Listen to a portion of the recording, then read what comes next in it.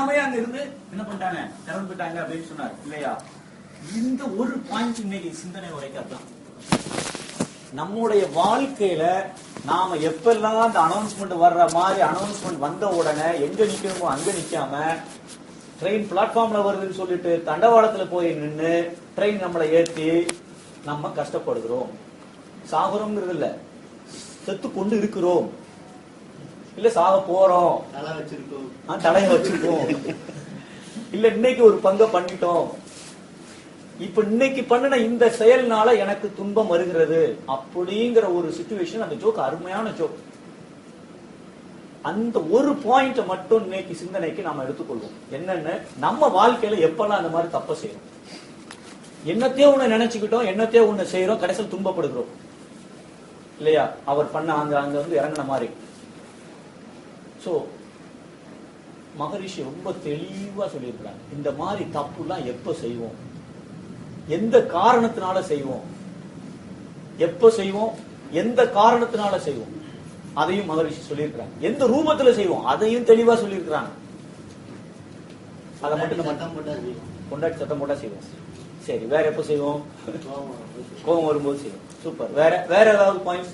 Right. எப்ப செய்வோம்? ஒரு சின்ன ஒரு ஜஸ்ட் எப்பெல்லாம் நாம இந்த மாதிரி ட்ரெயின் சாக போறோம்ங்கிறதே தெரியாம ட்ரெயின்ல படுத்து துன்பத்தை அனுபவிக்கிற சந்தர்ப்பங்கள் எப்பெல்லாம்? ஒய்ஃப் சத்தம் போட்டாங்கன்னா, திட்டுனாங்கன்னா, கோவப்பட்டாங்கன்னா செய்வோம். வேற எப்ப? நாம துன்பப்பட போறோம்னே தெரியல, ஆனால் அந்த செயலை செய்கிறோம். எப்பெல்லாம் செய்வோம்? ஓகே, கோவப்படும் பொழுது ஒய்ஃப் கத்தம் போடுறாங்க, அப்ப நம்ம கோவம் வருது, அப்ப நாம செய்கிறோம். வேற ஏதாவது சந்தர்ப்பங்கள்ல நாம செய்யறோமா இதே மாதிரி? நம்மளுடைய தினசரி வாழ்க்கையில காலையில இருந்து நைட்டு வரைக்கும் தூங்குற வரைக்கும் எப்பெல்லாம் ஆர்கியூமெண்ட் பண்றோமோ அப்பெல்லாம் செஞ்சுக்கிட்டே இருக்கிறோம். Super, very good. வேற எப்ப செய்யறோம்? Very nice. சாப்பிடும்போது செய்யறோமா? எப்படி? சோ அப்பவும் நாம தண்டவாளத்துல தலையை வச்சு படுத்திருக்கோம். Super, okay. அப்ப தேவையில்லாம அளவு முறையை மீறி சாப்பிடும் பொழுதும் நாம தண்டவாளத்துல படுத்திருக்கோம் தலையை வச்சு. இப்ப ட்ரெயின் வரப்போகுதுன்னு தெரியாம துன்பத்தை, சூப்பர், வெரி குட், அனுபவிக்கிறோம். வேற ஏதாவது? அதிகமா கடன் வாங்கும் போது அனுபவிக்கிறோம். சூப்பர். வேற எப்போ? Super, very good. வேற எப்பெல்லாம்? பயம். சோ நமக்கு பயமா இருக்கு அப்படின்னா அப்பவும் நாம, வெரி குட், சூப்பர். எதுக்கெல்லாம் எப்பெல்லாம் பயப்படுறோமோ அப்பெல்லாம் நாம தண்டவாளத்துல தலையை வச்சிருக்கீங்க. அல்ல ஏன் வச்சுங்க, தண்டவாளத்துல தலையை வச்சிருக்கோம். எப்ப ட்ரெயின் வருமே தெரியாது. அவர் சார் சொன்னார் வரும்போது எந்திரிச்சிருவோம் சார். கரெக்டா வரும்போதுதான் கண்ணை அசருவோம். ஏன்னா வச்சதே தப்பு, இருக்கிற இடமே தப்பு இல்லையா? Okay, fine. வேற எப்போ? கல்யாணம் பண்ணி அது தப்பு, அதனால தலையை வச்சுட்டோன்னு பாருங்க. கல்பு வந்தது தப்பா இல்ல கல்யாணம் பண்ணது தப்பா? அவங்கதான் தப்பு. நீங்க நாளாயிடுச்சுல உங்களுக்கு, நீங்க வேற யாரும் அட்டாக் பண்ண மாதிரி இருக்கு அதானே? ஓகே, வாழ்க்கை வளங்க. மகரிஷி ரொம்ப தெளிவா சொல்லியிருக்காங்க, மனிதர்கள் ரைட். ரயில்வே கிராசிங் கிராஸ் பண்ணும்போது ஒரு காலேஜ் ஸ்டூடண்ட் ஒரு பொண்ணு அடிபட்டு இறந்துச்சு. கரெக்ட். அது ஹெல்ப் பண்ண போய் ஒருத்தர் போன்ல பேசிட்டு நேருக்கு நேர் ட்ரெயின்ல அடிபட்டாரு. கரெக்ட். இது மாதிரி நிறைய நடக்குது. கரெக்ட். போன போய் அவங்க எல்லாம் சுத்தி இருக்கவங்க கத்தி இருக்காங்க, இவரு தான் அங்க உள்ள ஏதோ பாட்டை போட்டுலாம் போயிட்டு இருக்காரு. அவர் இப்படி காது இருக்கும் இல்லையா? ட்ரெயின் வந்த சவுண்டும் கேட்கல, மத்தி சுத்தி இருக்கவங்க கத்தனவங்களும் கேட்கல. கடைசியில் அவர் இறந்தே போயிட்டார் ஸ்பாட்லயே. Okay, good, very good. Maharishi 3 காரணங்கள்னால நாம வாழ்க்கையில காலையில இருந்து நைட்டுக்குள்ள தவறு செய்து கொண்டே இருக்கும். இந்த 3ஐயும் நாம சீர்திருத்தம் செய்யாவிட்டால் வாழ்க்கையில முன்னேற்றம், அமைதி, பேரானந்தம்ங்கிறது கஷ்டம். அந்த 3 விஷயங்கள் என்ன? 1, அறியாம, தெரியாம தப்பு செய்யும். அவருக்கு தெரியல பிளாட்ஃபார்ம் 1ஆம் நம்பர் ட்ரெயின் 1ஆம் நம்பர் பிளாட்ஃபார்ம்ல வரும் அப்படின்னு நாம நிக்க வேண்டிய இடம் அங்க, ட்ரெயின் இங்க வரும்னு சொல்லி போயிட்டாரு. சோ தெரியாமல் செய்யக்கூடிய தவறுகள் என்ன? தெரியாம செய்யறோம் தப்பு. ஒண்ணு வேண்டாம், காயக்கல்ப பயிற்சி எடுத்துக்கிற வரைக்கும் நமக்கு நிறைய விஷயம் தெரியாது. ஏன் நோய் வருதுன்னு தெரியாது, நோய் எதிர்ப்பு சக்தினா என்னன்னு தெரியாது, என்ன சாப்பிடணும் எவ்வளவு சாப்பிடணும்னு தெரியாது. சோ அது வரைக்கும் நிறைய காயக்கல்ப பயிற்சி அட்டன் பண்ணும்போது என்ன சொன்னா, ஐயோ இந்த வயசுல இப்பதானே எனக்கு தெரிஞ்சிருக்கு, இவ்வளவு நாள் நான் என்ன பண்ணேன், இவ்வளவு நாள் எனக்கு தெரியாம போயிடுச்சு அப்படின்னு சொல்லிட்டு தான் 90% மக்கள் வருத்தப்படுகிறாரு இல்லையா? ஏன் நமக்கு சொல்லி தரல, தெரியாம போயிடுச்சு. தெரியாம அந்த தப்பு அவ்வளவு வருஷம் செஞ்சிருந்திருக்கும். சோ அப்போ அறியாமை. அதே மாதிரி வாழ்க்கையில சில நேரங்கள் எப்படி நாம என்னன்னு தெரியாம, எந்த கம்பெனின்னு தெரியாம இந்த கம்பெனில வேலைக்கு செஞ்சேன், இப்ப வெளியிலயும் போக முடியல, உள்ளயும் சம்பளம் தர மாட்டேங்கிறான், இல்ல மாட்டிக்கிட்டேன், தெரியாம விசாரிக்காம ஒன்னும் பண்ணாம. அது இன்னும் சில பேர்லாம் இருக்காங்க. கல்யாணமா 20 வருஷம் ஆச்சு, தெரியாதனமா நானும் கல்யாணம் பண்ணி கிடைச்சிட்டேன். அவர் சொன்ன மாதிரி அறியாமை. இது அறியாமையால செய்யக்கூடிய தவறு. 2வது பாயிண்ட் மகரிஷி அலட்சி. இதை சொல்லும்போது எல்லாருக்கும் மோட்ல புரியுதா? எங்க அங்க இங்க எல்லாத்துக்கும் இது எல்லாம் ஒத்துக்கிறோமா இல்ல என்னது புரியல எனக்கு. ஓகே, 2வது பாயிண்ட் அலட்சியம். தெரியும் ஆனாலும் செய்யறது. என்ன அலட்சியம்? எப்படி? நமக்கு அழகா காயகல்பத்துல படிச்சிருக்கிறோம், பசி வந்த பிறகுதான் சாப்பிடணும், 1/2 மணி நேரம் கழிச்சுதான் சாப்பிடணும்னு மகரிஷி தெளிவா சொல்லியிருக்கிறாங்க. நாம 3 நேரமும் பசி வந்த பிறகுதான் சாப்பிட்டு கொண்டு இருக்கிறோமா? தினசரி டைம் ஆயிடுச்சு சாப்பிட்டா தான் ஓடணும். அதனால பசிலாம் வருதா வரலையெல்லாம் கேட்கறதே இல்லை. ஏன்? அப்ப தப்பு தானே இருக்கும். அப்ப நம்ம அலட்சியப்படுத்துகிறோம். அலட்சியப்படுத்துறதுனாலதான் நாம இந்த உடல்ல நோய் வந்த பிறகுதான் டாக்டர் ஓடுறோம்.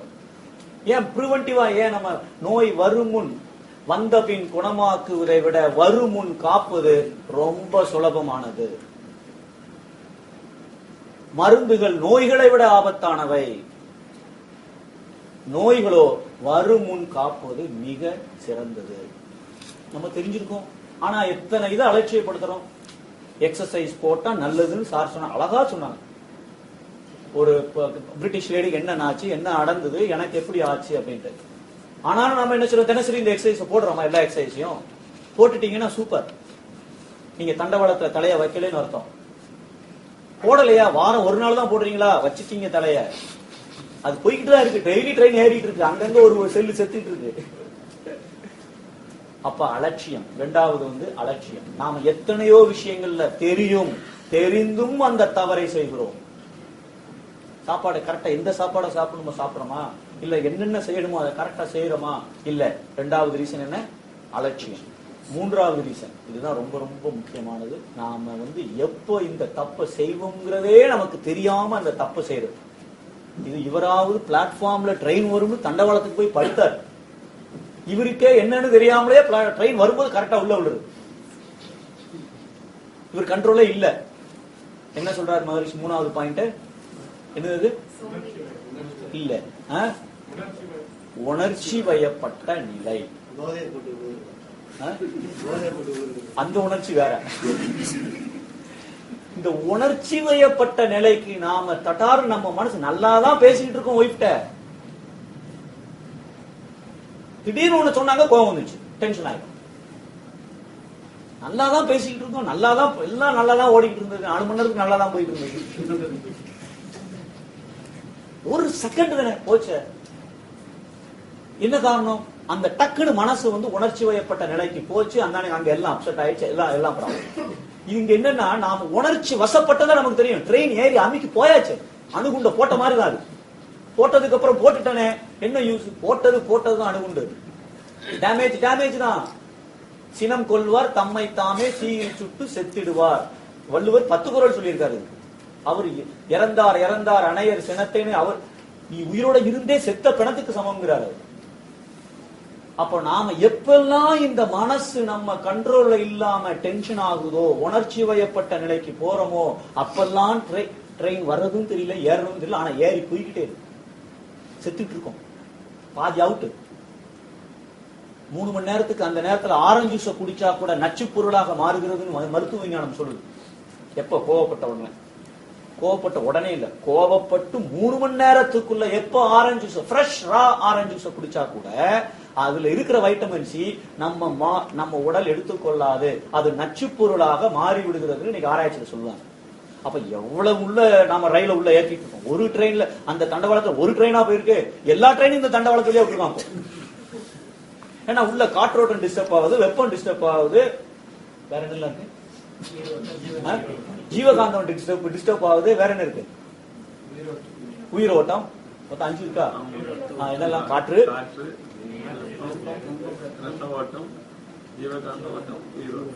இந்த 5 ஒண்ணுக்குமே அது டிஸ்டர்ப் ஆச்சுன்னா சும்மா இது ஒரு 5%, அது ஒரு 5% இல்ல. ரத்த ஓட்டம் 10% டிஸ்டர்ப் ஆச்சுன்னா காற்றோட்டம் 100% டிஸ்டர்ப் ஆகுது, உயிரோட்டம் 500% டிஸ்டர்ப் ஆகுது. ஒரு ப்ரொபோர்ஷனேட்டா சம விகிதத்துல இல்ல. அதனாலதான் அது 3 நாள் ஆகுதுங்கிறாங்க, அது சரிசமத்துக்கு சமமான நிலைக்கு வர்றதுக்கு. அப்போ அவ்வளவு நமக்கு தாக்கம் எப்ப இந்த உணர்ச்சி வயப்பட்ட நிலையில நாம போயிட்டோம்னா. மகரிஷி இங்கேயும் ஒரு கேள்வி கிட்ட, எப்ப நாம அந்த உணர்ச்சி வயப்பட்ட நிலைக்கு போகும்? ஏன் அது தெரிஞ்சு நம்மளால அது போகாம ஏன் கண்ட்ரோல் பண்ண முடியாது? எப்ப இந்த உணர்ச்சி வயப்பட்ட நிலைமைக்கு போவோம்? எப்ப போவோம்? எதனால நமக்கு அந்த டென்ஷன் வருது? எதனால நாம அந்த நேரத்துல என்ன நடக்குன்னு எனக்கு தெரியாம என் மனசு அவுட் ஆஃப் பண்ற தண்டவாளத்துல போய் தலையை வச்சுக்க ட்ரெயின் வர்ற நேரத்துக்கு கரெக்டா விட்டு கொடுக்கிற மனப்பான்மை இல்ல, வேற சூப்பர் விழிப்புணர்வு இல்ல, ஈகோ, வேற நம்ம விருப்பப்படி வேற யாரும் இல்ல, சூப்பர், வேற என்ன சொல்றீங்க? சொன்னதே திருப்பி திருப்பி அடுத்த சைடுல. அதனால ஒய்ஃப் ஏதோ ஒண்ணு திருப்பி திருப்பி சொல்லிட்டு இருக்காங்க, வளையல் வாங்கணும் வளையல் வாங்கணும் வளையல் வாங்கணும்னு. சரி, காசு கேட்காம இருந்தா டென்ஷன் ஆகாது. கல்யாணமே பண்ணிருக்க கூடாது, என்ன செய்யறது, பண்ணியாச்சு, ஓகே. மகரிஷி ரொம்ப தெளிவா சொல்றாங்க, உணர்ச்சி வயப்படுகிறோம் ஏனென்றால் ஆணவம், ஈகோ. இந்த ஈகோ ஆணவம் இருக்கிற வரைக்கும் உணர்ச்சி வயப்பட்ட நிலையில தான் நாம வாழ்ந்து கொண்டிருப்போம். இந்த உணர்ச்சி வயப்பட்ட நிலையில வாழுகிற வரை நாம கண்டிப்பாக தண்டவாளத்துல தலைய வைப்போம். ட்ரெயின் வரும்போது கரெக்டா மத்த நேரமா ட்ரெயின் வாங்க போகாதேன்னு சொல்லிட்டு இருப்போம் எல்லாத்தையும். எக்ஸசைஸ் போட்டா நல்லதுன்னு நம்ம சொல்லுவோம், ஆனா நம்ம எப்ப போடணுமோ அப்ப போட மாட்டோம், எப்ப கோவப்படக்கூடாதோ அப்ப கோவப்படுவோம். கரெக்டா ட்ரெயின் வரும்போது தலையை வச்சு மாட்டி 10 செல்லு 1000 செல்லு 1 கோடி செல்லு அழிச்சு அப்புறம் நோய் போகும், இருக்கிற பிரச்சனை இன்னும் கொஞ்சம் பூவாரமா ஆகும். அந்த மாதிரி உணர்ச்சி வயப்பட்ட நிலையில நாம எப்பெல்லாம் போகிறோம்னா, எப்பெல்லாம் இந்த ஆணவம்ங்கிற ஒரு கொடிய மிருகம் தலை தூக்குகிறதோ அப்பெல்லாம் நாம டென்ஷன் ஆகிறோம், அப்பெல்லாம் உணர்ச்சி வயப்பட்ட நிலைக்கு போறோம். இந்த ஆணவம்னா என்ன, ஈகோன்னா என்ன, திமிரு. இந்த படத்துல எல்லாம் நம்ம நிறைய பார்த்துருக்கோம். இப்ப கடைசியா ஒரு படம், ஏதோ ஒரு படம் பார்த்தேன், வில்ல கடைசியா அவன் இது வரைக்கும் என்னென்ன கொலையெல்லாம் பண்ணானோ அதெல்லாம் சொல்றான். இதெல்லாம் டேப் ரெக்கார்ட் பண்ணி கோர்ட்ல கொடுப்பாங்க, இப்பெல்லாம் லைவ் டெலிகாஸ்ட் அந்த படத்துல. அப்ப அவன் தான் வாயினால சொல்லி அவன் மாட்டிக்கிட்டான். எத்தனை நம்ம இந்த ஈகோனால எத்தனை பேர் அழிஞ்சிருக்காங்கிறது, எத்தனையோ புராணங்கள் சாஸ்திரங்கள் எவ்வளவோ விஷயங்களை நம்ம படிச்சிருக்கிறோம். ஏன் நம்ம வாழ்க்கையில நம்ம கொஞ்சம் யோசிச்சு பார்த்தா நாமளும் அந்த ஈகோனால எத்தனை தடவை இந்த துன்பத்தை நாம அனுபவிச்சிருக்கிறோம் தெரியும். அந்த படத்துல இருக்கிற வில்லன் மாதிரி எனக்கும் ஆணவம் இருக்கிறதா, இல்ல அதை விட கம்மியா இருக்கா? கம்மியா இருக்குன்னா எவ்வளவு கம்மியா இருக்கு?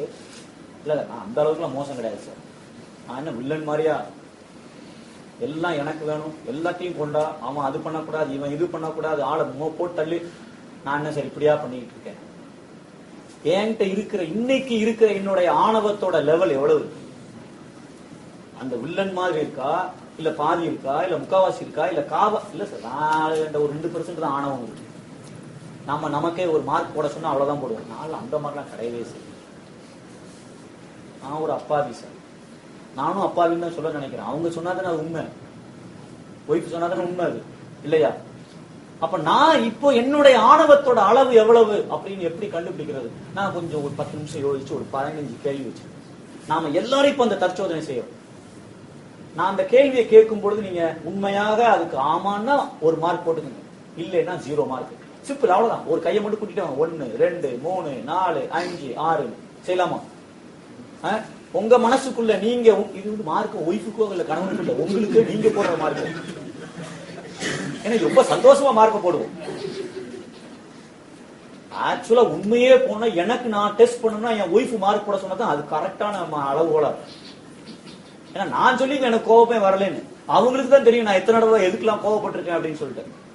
எனவே இப்போதைக்கு நாம அதெல்லாம் பாசிபிள் இல்ல, நீ இருக்கிறவங்க அதை செய்யலாம், கன்ஃபியூஷன் பண்ண வேண்டாம். இப்ப நாம நமக்கு ஒரு மார்க் போட்டுக்கலாம். ஒவ்வொரு கேள்விக்கு நீங்க ஆமா அப்படின்னீங்கன்னா 1 மார்க், இல்லைன்னா மார்க் போட தேவையில்லை. இடது கையில எத்தனை மார்க்குன்னு மொத்தமா கவுண்ட் பண்ணிட்டே வரும். செய்யலாமா?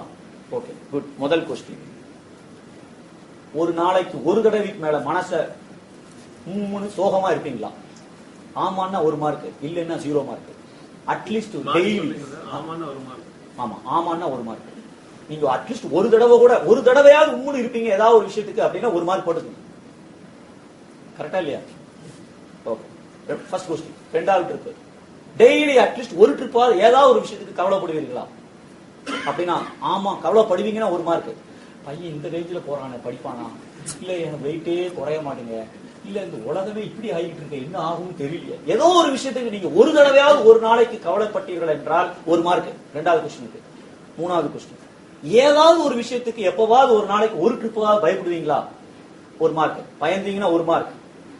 போற போக்கே சரியில்லையே, இந்த கம்பெனில இருந்து எப்போ போகும்னு தெரியலையே, ஏதோ ஒரு விஷயத்துக்கு பயந்தீங்கன்னா ஒரு மார்க். எல்லாரும் புரியுதா? எல்லாம் போட்டுட்டு இருக்கீங்களா? ஓகே. நாலாவது,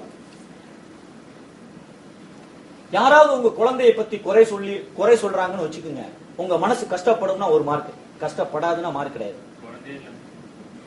உங்களை ஒரு குறை சொல்றாங்கன்னு வச்சுக்கோங்க, உங்களை ஒரு குறை சொல்றாங்க, என்ன சார் இப்படி தலையை வச்சிருக்கீங்கன்னு கேட்கறாங்கன்னு வச்சுக்கோங்க, உங்க மனசு வருத்தப்பட்டால் ஒரு மார்க், இல்லாட்டி இல்ல. ஃப்ரெண்டு வீட்டுக்கு சாப்பிட கூப்பிட்டுருக்காரு, நீங்க போயிருக்கீங்க, ஆனா வாங்கன்னே கேட்கல, உங்க மனசு கஷ்டப்படும்னா ஒரு மார்க், கஷ்டப்படாதுன்னா 0 மார்க். எங்கயோ யாரோ ஒருத்தர் வீட்டுக்கு கூப்பிட்டுருக்காரு, நீங்க போறீங்க, உங்களை மட்டும் தான் இன்வைட் பண்ணிருக்கிறாரு, வாங்கன்னு சொல்லலாம், ஆனா உங்களுக்கு நல்லா தெரியுது உள்ள நுழைஞ்சதுல இருந்து வாங்கன்னு சொல்லவே இல்லை, அவசியமே இல்லை, அவர்தான் கூப்பிட்டுருக்காரு, 0 மார்க் போட்டலாம். ஓகேவா? 0 மார்க் போட்டலாம். ஆனா ஆக்சுவலா வாங்கன்னு கேட்கறது ஒரு மரியாதை இல்லையா? ஃப்ரெண்ட் தான் ரொம்ப ரெகுலரா இருக்க ஃப்ரெண்ட் அப்படினு, ஃப்ரெண்ட் தான் ரொம்ப க்ளோஸ் ஃப்ரெண்ட்னு சொல்றோம். சரி, வாங்கன்னு அது ஃபார்மாலிட்டி இல்ல, ரொம்ப க்ளோஸ் ஃப்ரெண்ட் இல்லன்னு கேட்கலாம் இல்லையா? இல்ல நம்ம போறோம், ஃப்ரெண்ட் கூப்பிட்டுருக்காரு, அவங்க வீட்ல உள்ளவங்க ஃபேமிலி மெம்பர்ஸ் வாங்கன்னு சொல்லி கேட்கணும். ஆனா யாருமே ஏதோ நாய்க்குள்ள நுழைஞ்ச மாதிரி இருக்காருன்னு வச்சுக்கோங்க, நீங்க என்ன ஃபீல் பண்ணீங்க? நாங்க ஒருத்தவங்க வீட்டுக்கு போனோம் சார். நான் உங்களெல்லாம் சொல்லவே இல்லை. நாங்க போயிட்டு பெல் போட்டாச்சு, நாங்க வந்ததும் அவங்களுக்கு தெரியும். அவர் ரூம்ல போய் ஒரு 10 மினிட்ஸ் இருக்கும், வரவே இல்லை. பாருங்க இது மாதிரி ஓகே சாப்பிடவும் சொல்லிட்டாங்க. எங்களுக்கு ரொம்ப தயக்கமா இருக்கு, சாப்பிடுங்கன்னே சொல்ல மாட்டேங்கிறாரு. வைஃப் மட்டும் எல்லாம் எடுத்து வந்து வைக்கிறாங்க. சொல்லுவாருன்னு பார்த்தா சொல்லவே இல்லை. ஹோட்டல்ல கூட சொல்றான், சார் இருந்தாங்க சார் சாப்பிடுங்க. ரொம்ப கஷ்டமா இருக்குது. கரெக்ட், கஷ்டமா இருந்தா ஒரு மார்க் உங்களுக்கு. ஓகே, அடுத்த கொஸ்டின். ஒருத்தர் அன்னைக்கு தான் சூப்பர் ஷர்ட் ஒன்று, சூப்பரா ட்ரெஸ், சாரியோ ஷர்ட்டோ போட்டு ட்ரெஸ், புதுசா ஷர்ட் வாங்கி ட்ரெஸ் வாங்கி போட்டு வர்றீங்க. 2-3 பேர் பார்த்து சூப்பரா இருக்கு ட்ரெஸ் அப்படின்னு சொல்லிட்டாங்க. இதை நீங்க இந்த 2 பேர்ட்ட போன் பண்ணி சொல்லுவீங்களா? இல்ல நீங்க சூப்பர் ட்ரெஸ்ஸா போட்டிருக்கீங்க, ஒருத்தர் கூட நல்லா இருக்குன்னு சொல்லவே இல்லைன்னு உங்களுக்கு ஒரு சின்ன மனசுக்குள்ள ஒரு சின்ன வருத்தமா இருக்கா? அப்பவும் ஒரு மார்க். நல்லா இருக்குன்னு சொல்லி இருக்கிறாங்க, அதை நீங்க 2 பேர்ட்ட சொன்னீங்கன்னா ஒரு மார்க். இல்ல நல்லா இருக்குன்னு யாருமே சொல்லவே நீங்க ஃபீல் பண்ணீங்கன்னா, நல்லா இருக்கு சூப்பரா இருக்குது ட்ரெஸ், ஏன் ஒருத்தருமே நல்லா இருக்காங்க எங்க வாங்கினேன்னு கேட்கவும் இல்ல, நல்லா இருக்குன்னு கூட சொல்லவே இல்லையே அப்படின்னு ஃபீல் பண்ணீங்கன்னா ஒரு மார்க். 2 ஒரே கொஸ்டின் தான். ஓகேவா? அடுத்தது, நீங்க டெய்லி செய்யக்கூடிய ஏதோ ஒரு வேலை, காலையில எழுந்திரிச்சு காஃபி குடிக்கிறீங்க, இல்ல இமெயில் செக் பண்றீங்க, இல்ல நியூஸ் பேப்பர் பாக்குறீங்க, இல்ல டிவி சீரியல் பாக்குறீங்க, ஆனா அன்னைக்கு அந்த இதை நீங்க பார்க்க முடியல, ஏதோ ஒரு காரணத்துக்காக இன்டர்நெட் ஒர்க் ஆகல, நியூஸ் பேப்பர் அவைலபிள் இல்ல, டிவி அன்னைக்கு பார்த்து அந்த சேனல் வரல, ஏதோ ஒண்ணு நீங்க தினசரி செய்யக்கூடிய ஒரு வேலை உங்களால செய்ய முடியாம போயிடுச்சுன்னா உங்களுக்கு மனசுல கஷ்டம் இருந்ததுன்னா ஒரு மார்க், இல்ல 0. வாழ்க்கையில எவ்வளவு ஒரு 50% திருப்தியா நாம சாப்பிடுற உணவா இருக்கட்டும், இல்ல தயிர் சாதம் சாப்பிட்டா தான் எனக்கு திருப்தி, இல்ல சிப்ஸ் இருந்தா தான் எனக்கு சாப்பிடுறது நல்லா இருக்கும், இல்ல பொங்கல் இருந்தா தான் நல்லா இருக்கும், உணவு, டிரெஸ், நகை, சாரி, வேலை, இதுல அட்லீஸ்ட் 75% மேல திருப்தி இருந்துச்சுன்னா, திருப்தி இல்லாட்டி 25% தான் திருப்தி இருந்துச்சுன்னா ஒரு மார்க். அதாவது எனக்கு என்னமோ இப்படி அமைஞ்சிருக்கு சார், இங்கேயும் வேலை சரியில்லை, இங்கேயும் வந்துட்டேன், அது கல்யாணம் பண்ணணும் அவருக்கு மாதிரி கல்யாணம் பண்ணோன்னு வர, நீங்க உணவு, உடை, உங்கள்ட்ட இருக்கிற பொருட்கள், சொத்து, மதிப்பு, உங்களுடைய சம்பாத்தியம், நீங்க பாக்குற வேலை, அத்தனையிலையும் எத்தனை % திருப்தியா இருக்கீங்க? இப்படி வச்சுக்கோ, 50% மேல திருப்தியா இருக்கீங்கன்னா 0 மார்க். 50% உள்ளதான் திருப்தி, இன்னும் நான் வாழ்க்கையில நான் அந்த நிலைக்கு வரல, 50% கூட நான் இது ஆகல, எனக்கு திருப்தி இல்ல அப்படின்னா ஒரு மார்க். திருப்தி இல்லாட்டி ஒரு மார்க். 50% மேல திருப்தினா 0 மார்க். அடுத்தது, ஒருத்தர் போன் பண்றாரு, உங்களுக்கு போன் பண்ணி பேசிட்டு இருக்காரு, அறிவு இருக்கு அவங்களுக்கு, என்ன சார் இப்படி பண்ணிட்டீங்கன்னு கேக்குறாரு. அவரு அதுக்குள்ள குறுக்க நிப்பாட்டு, சார் முதல்ல என்னன்னு சொல்லுங்க, அதுக்குள்ள ஏன் இப்படி கத்துறீங்க, என்னன்னு சொல்லுங்க அப்படின்னு குறுக்க பேசுறீங்கன்னா ஒரு மார்க். குறுக்கெல்லாம் பேசாம அவர் சொல்ற வரைக்கும் அமைதியா இருப்பீங்கன்னா 0 மார்க்.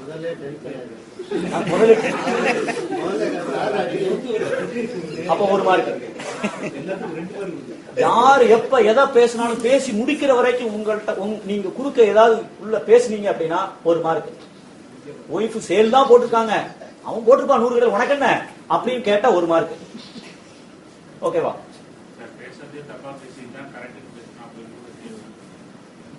நீங்க குறுக்க பேசினா அது அப்புறம் பார்த்துக்கோ, ரைட்டா தப்பாங்கிறது அப்புறம். முதல்ல குறுக்க பேசினா 1 மார்க். ஓகேவா?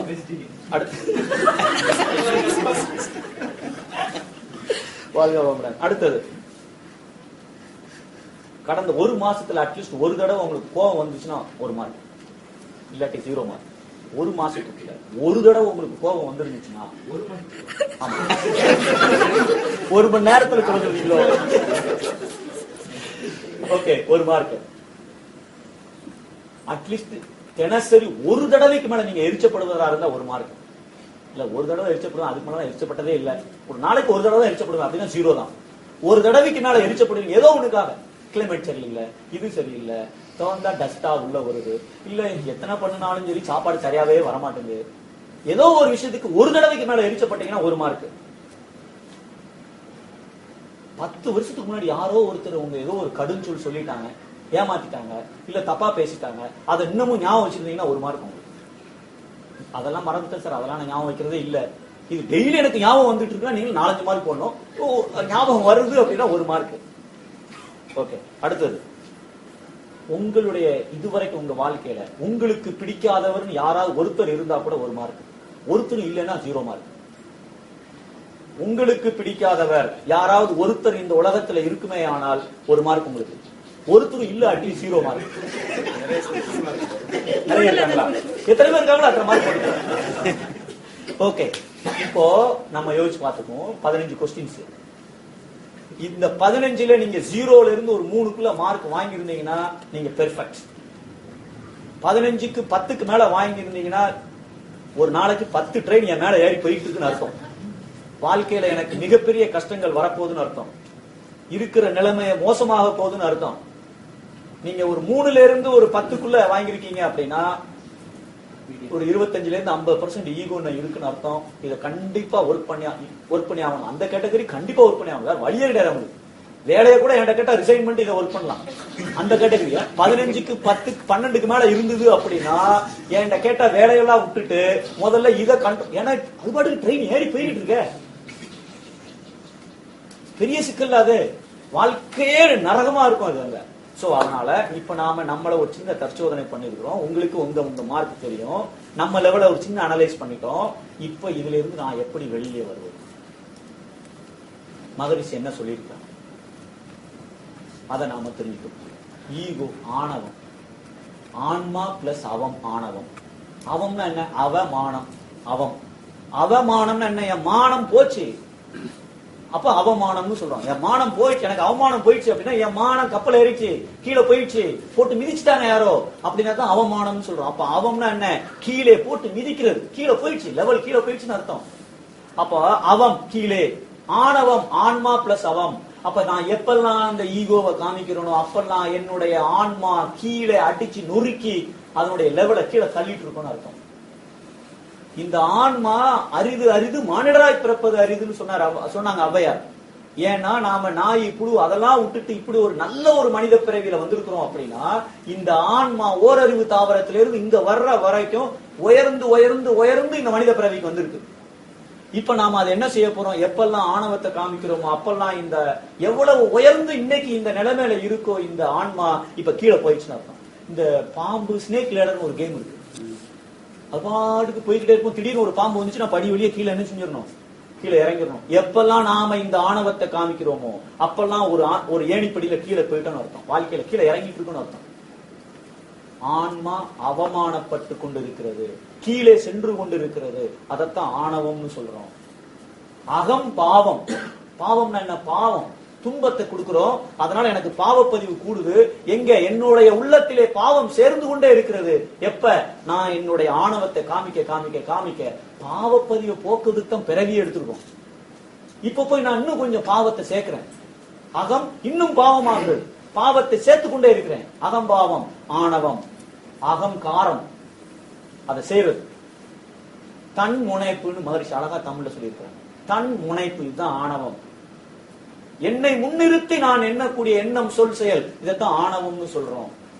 மகரிஷி அதை இன்னும் கொஞ்சம் பிட்டு பீஸ் அனலைஸ் பண்ணி, ஆணவம்னா ஒண்ணு இல்ல, நான் எனதுங்கிற ரெண்டு விஷயம் தான். இதைத்தான் ஆணவம்னு சொல்றோம். நான், நீங்க எப்பெல்லாம் நான் யூஸ் பண்றோமோ அப்பெல்லாம் அங்க ஆணவம் வந்துகிட்டே இருக்கு. எனது, என்னுடையது எப்பெல்லாம் நம்ம மனசுக்குள்ள நினைச்சு என்னுடைய எண்ணம், சொல், செயலை பண்ணிட்டு இருக்கிறோனோ அப்பவும் ஆணவம் வந்துகிட்டே இருக்கு. இந்த நான்கிறது அதிகாரப்பற்று, எனதுங்கிறது பொருள் பற்று. அதிகாரப்பற்றுனா என்ன? நான் சொன்னேன் கேட்கல, இந்த படம் போலாமா, சிம்பிள் மேட்டர். இந்த படம் நல்லா இருக்குமா சார் கேட்கிறாரு ஒரு ஃப்ரெண்டு. நல்லா இல்ல சார், வேஸ்ட் சார் போறது. 4 நாள் கழிச்சு இவருக்கு தெரிஞ்சுக்க ஒரு அந்த படத்தை பார்த்து வந்திருக்காரு. இவருக்கு கொதிக்குது. நான் சொல்லிட்டு அந்த படத்தை எப்ப எதுக்கு என்ன கேட்டாரு. நான் என்ன இழிச்ச வேணா அப்போ? நான் இப்ப என்ன, என்னுடைய சொல்லுக்கு என்ன மரியாதை இருக்கு? போச்சு ஆணவம். அவன் அங்க ஆன்மா எங்கேயோ போயாச்சு. நான் சொல்றேன், புழுங்குதுன்னு சொல்றேன். ஒய்ஃபு சொல்றாங்க, இல்லையே கரெக்டா தானே இருக்கு. என்ன தோல், என்ன எருவு மாட்டு தோலா நான் கேட்டேன்னு வச்சுக்குவோம். என்ன அர்த்தம்? அப்போ நான் வந்தாச்சு. நான் எங்க எப்பெல்லாம் இந்த நானை யூஸ் பண்ணிட்டே இருக்கணும். அப்பெல்லாம் நான் சொல்றேன், நீ கேட்கல. நான் பண்ணுனேன், நான் இதை செஞ்சேன், நீ அதை பண்ணல. நான் சொல்லும் போது நீ அதை கேட்கல. அப்ப நான் யூஸ் பண்ண இந்த அதிகார பற்று கூட ஆணவம் கூடிக்கிட்டு போகுது. அந்த 10ல இருந்து 15 கொஸ்டின்ஸ்ல நீங்க 15 நோக்கி போயிட்டு இருக்கீங்க. அப்போ நாம ஆன்மா கீழே நோக்கி போயிட்டு. அப்ப அங்க மிகப்பெரிய ஒரு தப்பு பண்ணிட்டு இருக்கோம். அதே மாதிரி எனது, என்னுடையது, எனக்குள்ளது, பொருள் பற்று. என்ன பொருள் பற்று? என்கிட்ட இருக்கு 15 ஷர்ட் வச்சிருக்கேன். இதுதான் ஒரு சூப்பரா ஒரு ஷர்ட் ஒருத்தர் போட்டு போறாரு. நல்லா இருக்கு இந்த ஷர்ட், இதே மாதிரி அடுத்த ஒண்ணு வாங்கிட வேண்டியதான். இத பொறாமைன்னு எடுத்துக்கலாம், இல்ல கடும் பற்றுன்னு எடுத்துக்கலாம், இல்ல எனக்கு இன்னும் கொஞ்சம் வேணும்னு நினைச்சுக்கலாம். பொருள் பற்று, எனக்கு வேணும், இன்னும் கொஞ்சம் வேணும்.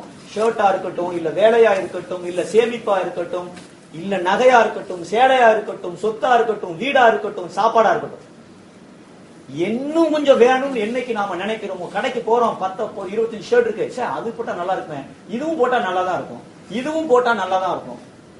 நகை கடைக்கு போறோம், எத்தனையோ இருக்கு, இது இருந்தா நல்லா இருந்திருக்குமே, அந்த விலையில வச்சிருந்திருக்கும், அதுக்கு பதில் இதை போட்டு அதை மாத்திட்டானே. ஆணவம், எனது எனது எனது, எப்பெல்லாம் எனக்குன்னு போட்டுட்டு இருக்கோமோ ஆணவம் தலைக்கு மேல ஏறி போய்கிட்டு இருக்கு. ஆனா இங்க ஒரு சின்ன கன்ஃபியூஷன் நம்ம பண்ணிடக்கூடாது. வாழ்க்கையில முன்னேறணும். நான் 10 கோடிக்கு வாங்கணும், 100 வளையல் வாங்கணும், தப்பே கிடையாது. 10 ட்ரெஸ் வாங்கணும், தப்பே இல்ல. 10 கோடி சம்பாதிக்கணும், தப்பே கிடையாது. வாழ்க்கையில முன்னேற்றம்ங்கிறது வேற, ஆனா ஆணவம்ங்கிற உணர்ச்சி வயப்பட்ட நிலையில செயல்படுவது வேற. இந்த ரெண்டுக்கும் கொஞ்சம் வித்தியாசம் இருக்கு. நாம ஏற்கனவே 2 கிளாஸுக்கு முன்னாடி இந்த பேராசைன்னா என்ன, வாழ்க்கையோட ஆம்பிஷன், குறிக்கோள்னா என்ன, இந்த ரெண்டுக்கும் என்ன வித்தியாசங்கிறத நம்ம பார்த்திருக்கோம். இந்த நான் எனதுங்கிற இந்த 2 தம்பதியினர் அப்படின்னு மகிழ்ச்சி சொல்றாங்க. ஒருத்தர் கணவன், ஒருத்தர் மனைவி. நான் வந்தாச்சுன்னா எனது வந்துடும், எனது வந்துச்சுன்னா நான் வந்துடும். ரெண்டு அவ்வளவு ஹஸ்பண்ட் அண்ட் ஒய்ஃப் மாறி. இந்த 2க்கும் பிறந்த குழந்தைகள் தான் 6 குழந்தைகள். என்ன ஆகுது? இந்த 2 சேர்ந்துச்சு, நான் எனதுங்கிறது எனக்கு வந்து விட்டால் அங்க என்ன நடக்குது? 6 கெட்ட குணங்கள் எனக்கு வருது. பேராசை, சினம், கடும் பற்று, முறையற்ற பால் கவர்ச்சி, உயர்வு தாழ்வு மனப்பான்மை, வஞ்சம். நம்ம இது எல்லாம் ஆனதும் தான். இப்ப நான் வந்து போனை போட்டு உடைச்சிட்டேன், 2000 ரியால் போனை கீழே உடைச்சிட்டேன். உடனே ஒய்ஃப் சொல்றாங்க, என்னங்க வாங்கி 1 மாசம் கூட ஆகல, இப்ப 2000 ரூபாய் கொடுத்து வாங்கி இப்படி போனை உடைச்சிட்டீங்களே. நீ மட்டும் போன வருஷம் ஒரு ஜிமிக்கி தொலைச்ச, 4 வருஷத்துக்கு முன்னாடி ஒரு வளையல தொலைச்ச, 15 வருஷத்துக்கு முன்னாடி என்னத்தெல்லாமோ தொலைச்ச. நான் என்ன கேட்கவா செஞ்சேன்? மூச்சுங்க எனது நான் 2 பேருக்கும் அங்க முட்டிக்கிட்டு இருக்கு, கூடிக்கிட்டு இருக்குன்னு அர்த்தம் இல்லையா? அப்ப அதிகாரப்பற்று, பொருள் பற்று, இந்த நான் எனது சேர்ந்துச்சுன்னா பேராசை, சினம், கடுப்பற்று, முறையற்ற பால் கவர்ச்சி, அப்புறம் உயர்வு தாழ்வு மனப்பான்மை, வஞ்சம். இதத்தான் ஆணவம். அப்ப ஆணவம் நாம வாழ்க்கையில, நீங்க இந்த 15 சின்ன எக்ஸாம்பிள், இது ஒன்னும் பெர்ஃபெக்டா இல்லை, எங்க நானா யோசிச்சுதான் எழுதுனேன், இது ஒன்னும் 100% கரெக்டா இருக்கணும் அவசியம் கிடையாது. பட் ஒரு சின்ன இண்டிகேஷன், என்னுடைய ஆணவம் இன்னைக்கு எங்க இருக்கு, 10% இருக்கா, 20% இருக்கா, 50% இருக்கா, 100% இருக்கா, நான் எப்படி என்னை மாற்றிக்கொள்வது? இந்த ஆணவத்தை நான் எப்படி போக்கிக் கொள்வது? ரொம்ப சிம்பிளா சொல்லணும்னா ஆணவத்தோட வெளிப்பாடு எப்படி இருக்கும் அப்படின்னா, கோபப்பட்டா, நான் கோபம்லாம் படுறது சார், எரிச்சப்படுவேன், அதுவும் ஆணவம் தான். நான் எரிச்சலாம் படுறது சார், மனசுக்குள்ள வருத்தப்படுவேன், அதுவும் ஆணவம் தான். பிறரை குறை சொல்வீங்களா? ஆணவம். உங்களை ஒருத்தர் பிறர் குறை சொல்லி உங்களுக்கு மனசு அப்செட் ஆயிட்டா ஆணவம். பிறரோட குற்றத்தை மட்டும் பார்த்து மனசு புண்படி சொல்றீங்களா? ஆணவம். விவாதிக்கிறீர்களா? ஆணவம். எதிர்த்து பேசுகிறீர்களா? ஆணவம். மறுத்து பேசுகிறீர்களா? ஆணவம்.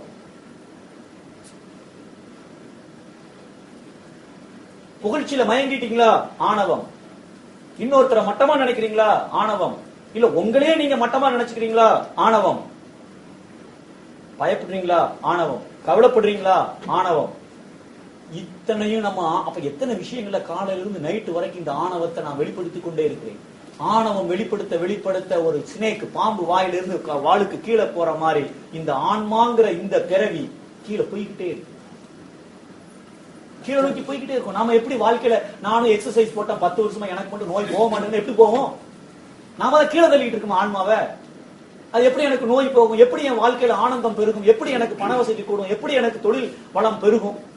எப்படி என் முதல்ல இந்த அறியாமை, அலட்சியம், மூணாவது என்ன பார்த்தோம்? உணர்ச்சி. ஒவ்வொன்றுக்கும் சொல்யூஷன் தெரிஞ்சுக்கணும். முதல்ல இந்த தப்பை செய்யறோம்னு நம்ம பார்த்துட்டோம். அறியாமையோட தெரியாம செய்யறோம் என் தப்பு. காயக்கல்பம் தெரியாத வரைக்கும் நம்ம அந்த தப்பை பண்ணிருக்கோம். அப்ப என்ன பண்ண, காயக்கல்பம் அட்டன் பண்ணணும்னு தெரிஞ்சு போச்சு. அதே மாதிரி இந்த சிந்தனை உரையில் ஐயோ ஆக்சுவலா நான் யோசிச்சு பாக்குறேன் சில நேரங்கள்ல, இந்த அகத்தாய்வு பயிற்சியை விட இந்த வெள்ளிக்கிழமை சிந்தனை உரைகள்ல அவ்வளவு ஆழமாக அவ்வளவு சில அனலைஸ் பண்ற நிறைய விஷயங்களை. இந்த ஆணவத்துல அகத்தாய்வு பயிற்சி எங்கேயும் ஒரு சாப்டரே கிடையாது இந்த ஆணவத்துக்கு. சிம்பிளா சொல்லுவோம், ஆணவம் மாதிரி அந்த ஆணவத்தினால வரக்கூடியதுதான் இந்த 6 குணங்கள்னு வருது, அவ்வளவுதானே ஒழிய இந்த ஆணவத்தை தனியா அனலைஸ் பண்ணதே கிடையாது, எந்த அகத்தாய்வு பயிற்சியும் கிடையாது. ஆனா அவ்வளவு ஒரு இம்பார்ட்டன்ட் சப்ஜெக்ட். அப்போ இந்த வெள்ளிக்கிழமை சிந்தனை உரை நீங்க வெள்ளிக்கிழமை வர வர வர வர அறியாமையை போக்கிக் கொள்ளலாம். அகத்தாய்வு பயிற்சி அட்டன் பண்ண போக்கிக் கொள்ளலாம். அலட்சியத்துக்கு என்ன சொல்யூஷன்? அலட்சியம் தெரிஞ்சே தப்பு செய்யறோம், அதுக்கு என்ன பண்ணணும்? அதுக்கு நம்ம மெடிடேஷன் பண்ண பண்ண பண்ண பண்ண மனோசக்தி கூட கூட கூட நாம என்ன நினைக்கிறோமோ அதை செய்வோம். அப்ப மெடிடேஷன் பண்ணணும். மௌனம் இருக்க இருக்க மனோசக்தி கூடும்.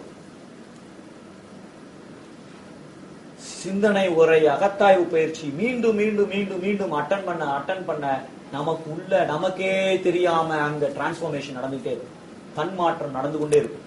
நாம தூங்கும் போதும் எண்ணத்தை எண்ணியவன் தூங்கி விடலாம், எண்ணங்கள் உறங்குவதில்லை.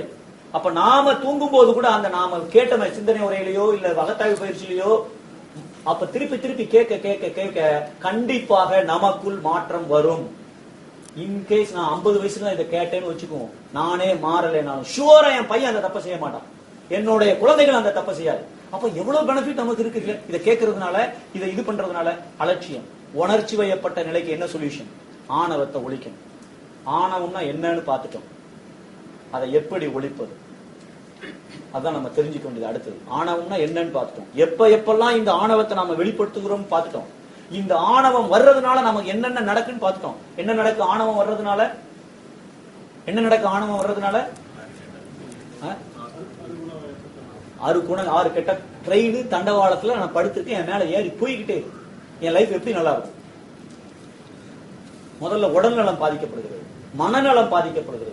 ஏன் உடல் நலம் பாதிக்கப்படுகிறது? இந்த ஆணவத்தினால வர்ற எஃபெக்ட்ல ஆரஞ்சு ஜூஸ் 3 மணி நேரத்துக்கு குடிச்சா அதே விஷமா மாறும் பொழுது அப்ப நான் செய்யற செயல் எப்படி நல்லா இருக்க போகுது?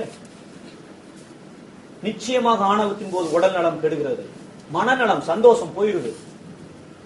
இந்த ஆன்மா எதற்காக இந்த பிறவியை எடுத்திருக்கிறதோ அந்த குறிக்கோளை அடைவதில் தடை ஏற்படுகிறது, நட்பு நலம் கெட்டு போய்விடுகிறது. ஏன் நட்பு நலம் கெட்டு போகுது? வாங்கன்னு கேட்கல வீட்டுக்கு போன இடத்துல, நமக்கு மனசு கஷ்டமா இருக்கு. அப்ப ரிலேஷன் என்ன ஆகுதுங்க? இந்த எண்ணத்தோட ஆற்றல் எனக்குள்ள இவர் வாங்கன்னு கேட்கலேன்னு ஒரு சின்ன வருத்தம். ஆனால் இது அவங்க 2 பேருக்கு இடையில இருக்கிற உறவை பெருசதான் படுத்துமே ஒழிய பலப்படுத்த. ஒரு தடவை என்ன போதும். இதுக்கு ஒரு ஸ்டோரி இருக்கு, அது ஒரு இதுல சொல்லலாம். இந்த எண்ணம் ஒரு தடவை நினைச்சாலே எவ்வளவு எஃபெக்ட் அப்படின்னு சொல்லிட்டு. அப்ப அவ்வளவு ஆற்றல் அதுக்கு இருக்கு. அப்ப நாம என்ன எப்படி அந்த சொல்யூஷன் இருக்கோ அதெல்லாம் ஃபாலோ பண்ணணும். இப்ப இந்த ஆணவத்தை எப்படி போக்குறது? இதுல இருந்து எப்படி வெளியில வருவது? மகரிஷி ரொம்ப சிம்பிள் சிம்பிள் ஆணவத்துக்கு நான் எனது அப்படின்னு சொல்லிட்டு இன்னென்னலாம் ஆகும்னு சொல்லிட்டு இந்த ஆணவத்துக்கு ரொம்ப சிம்பிளா இன்னொரு டெபினிஷன் ஒன்று கொடுத்துருக்காங்க. இறை மறதி. இதுதான் ஆணவம். இறை மறதி ஆணவத்துக்கு இன்னொரு டெபினிஷன். எப்படி இறை மறதி? எலக்ட்ரிசிட்டி ஒண்ணுதான், ஆனா இங்க லைட்டா இருக்கு, ஏசியா இருக்கு, ஃபேனா ஓடுது, குக்கரா ஓடுது, என்னென்னமோ விதத்துல இந்த எலக்ட்ரிசிட்டி ஒண்ணு, ஆனா பல விதங்கள்ல செயல்பட்டு கொண்டிருக்கிறது. அதே போல இந்த இறையாற்றல் ஒன்றுதான், ஆனா அதுதான் பல விதமாக இன்னைக்கு உலகம் பூரா பிரபஞ்சம் பூரா இயங்கிட்டு இருக்கு இல்லையா? நல் மருந்து. அந்த இறைவன்கிட்ட இருந்து வந்ததுதான் எல்லாமே. கடவுள் எங்க இருக்காரு? அவரை ஒரு ரூம்ல பொட்டுடி வச்சிருக்க முடியுமா? அவரை இல்ல எங்கேயோ ஒரு இடத்துல அந்த கடவுள் இருந்தாரு. அவர் கடவுளே இல்லையே. கடவுள் தூணிலும் இருப்பார், துரும்பிலும் இருப்பார் அப்படிதான் எல்லாரும் சொல்லி இருக்கிறாங்க. அப்ப கடவுள் எல்லா இடத்துலயும் இருக்காரு இல்லையா? எல்லா இடத்துலயும் இருக்காரு, எனக்குள்ளயும் இருக்காரு இல்லையா? அந்த கடவுள் தான் எல்லாத்தையும் கொடுத்திருக்கிறாரு. எல்லா இடத்துலயும் இருக்கிறவர் தான் கடவுள்னு சொல்லுவோம் நாம. எங்க ஒரு இடத்துல உட்காந்து அவர் எப்படி கடவுள் ஆக முடியாது. அப்ப எனக்குள்ளேயும் இருக்கிறாரு அந்த கடவுள். அப்ப எனக்குள்ளேயும் இருக்காருன்னா நான் யார் அப்படின்னு ஒரு கேள்வியை கேட்டோம்னா ஆணவம் போயிருங்கிறாரு. எப்பெல்லாம் இந்த ஆணவம் வர்றப்போ, எனக்கு 15க்கு 10 மார்க் வாங்கி இருக்கிற ஆணவத்துல நான் யாருன்னு ஒரு நாளைக்கு 1000 ட்ரிப் கேட்கணும். எப்பெல்லாம் நமக்கு பிடிக்காது நடக்கும் அப்பெல்லாம் கேட்கணும். அப்ப நான் யாரு? கடவுள். இந்த ஆன்சர் வந்து, ஏன்னா கடவுள் எல்லா இடத்துலயும் இருக்காரு. எலக்ட்ரிசிட்டி ஒண்ணு, வெவ்வேறு விதமா தான் ஒர்க் ஆயிட்டு இருக்கு. கடவுள் ஒண்ணுதான், ஆனா இன்னைக்கு முத்துவா ஒர்க் பண்ணிட்டு இருக்காரு, இங்க ரங்கநாதன் சாரா ஒர்க் பண்ணி, ஒவ்வொருத்தரும் ஒவ்வொரு விதமாக ஒர்க் பண்ணிட்டு இருக்கோம். எலக்ட்ரிசிட்டி ஒண்ணுதான், சோர்ஸ் ஒண்ணுதான், எல்லாத்துக்குள்ள இருக்கிற ஆற்றல் ஒண்ணுதான். அந்த இறையாற்றல் தான் எனக்குள்ளேயும் இருக்கிறது அப்படின்னு நான் நினைச்சிட்டேன் அப்படின்னா, மகரிஷி ரொம்ப ஆழமா ஆராய்ச்சி பண்ணிருக்காரு. இந்த ஆணவம் இயற்கைதாங்கிறார், வருங்கிறார் ஆணவம். இதெல்லாம் வராதுன்னு சொல்ல முடியாது, வரும், அதுதான் இயற்கை. ஆனா வரக்கூடாது. ஏன் ஆணவம் வரும்? ஏன்னா இந்த இறையாற்றல் தான் எனக்குள்ள இருக்கு. அப்ப நான் தான் கடவுள். அங்கே போச்ச, நான் தான் கடவுள்னாலே நான் பெரியவன் தானே. அப்ப ஆணவம் வந்துரும்ல. ஏன்னா அந்த கடவுளே எனக்குள்ள இருக்காரு. அப்ப நான் எவ்வளவு பெரிய ஆளு. அப்ப இந்த நான் அப்படிங்கிற ஒரு எண்ணம், அந்த ஆணவம் கண்டிப்பாக வரும். ஏன்னா எனக்குள்ள அந்த கடவுள் இருக்குங்கிறார. செல்ஃப் ரியலைசேஷன், காட் ரியலை, தன்னிலை உணர்வுன்னு சொல்றோம். அப்ப நான் எனக்குள்ள காட் இருக்காருன்னு தெரிஞ்சிச்சுன்னா நான் தான் பெரியவன். அப்ப ஆணவம் வரும். ஆனா என்ன தப்பு அங்க நடந்து போயிடுச்சு? எனக்கு நான் தான் கடவுள் உண்மைதான், ஆனா அதே கடவுள் தான் மத்த எல்லாத்துலயும் இருக்காங்க அப்படிங்கறதான் மறந்துடுறோம். கடவுள் எனக்குள்ள இருக்காரு, இவருக்குள்ள இருக்கிறதும் அதே கடவுள் தான், இவருக்குள்ள இருக்கிறதும் அதே கடவுள் தான், இந்த செவுத்துல இருக்கிறதும் அதே கடவுள் தான். அப்ப நான் எப்படி பெரியவன் ஆயிட முடியும்? அப்ப நான்கிறது யாரு? ஒருத்தருமே இல்லையே, எல்லாருமே கடவுள் தானே. இதை ஞாபகம் வச்சு, நான் எனக்குள்ள கடவுள் இருக்காருன்னா பெருசு, ஆனா அதே கடவுள் தான் அங்கேயும் இருக்காரு. அதே கடவுள் தான் ஒய்ஃப்டி இருக்காரு. அந்த ஒய்ஃப் தான் கண்ணாபிள்ளான்னு திட்டுறாங்க.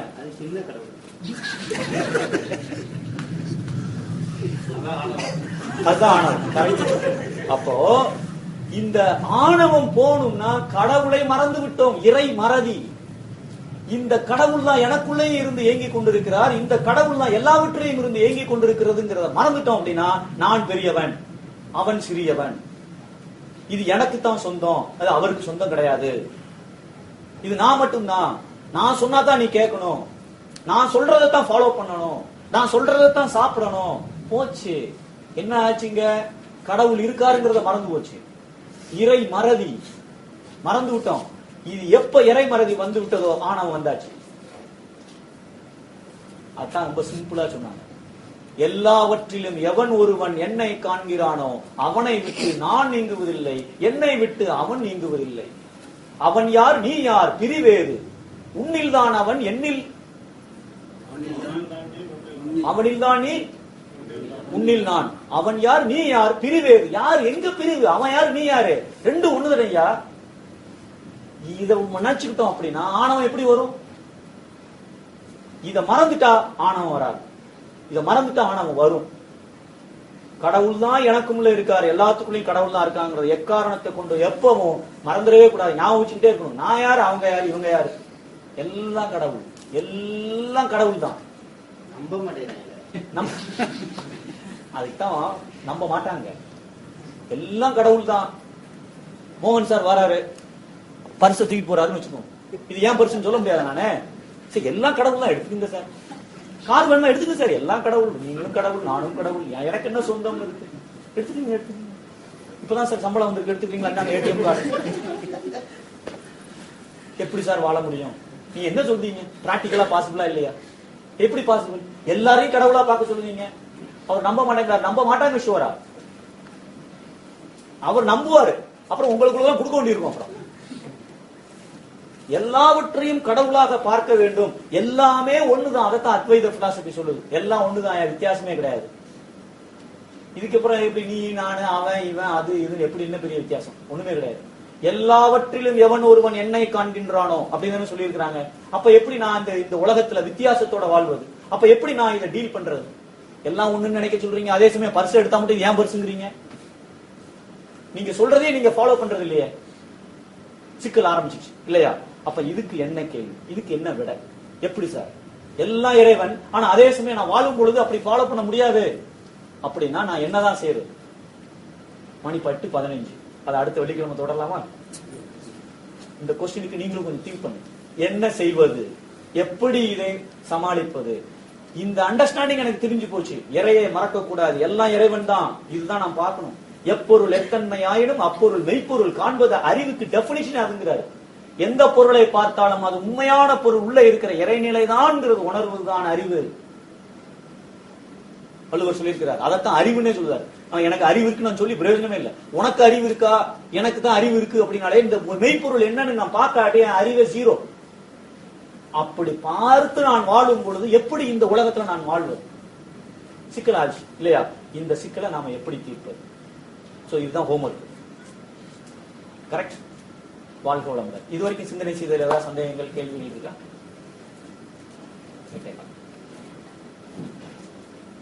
ஒரு சிரிப்பாவும் இருக்கு. இந்த விஷயம் அது அடுத்த வாரம் வரும். நீங்க யோசிச்சு இதுவரைக்கும் சொன்ன மகரிஷி கருத்துக்களை வச்சுட்டு கொஞ்சம் யோசிப்புமே, திங்க் பண்ணுவோம். சிந்தனை செய்ய அலைச்சூழல் குறைய குறைய குறைய நடுமணம் அடிமணமும் செயலுக்கு வருகிறது.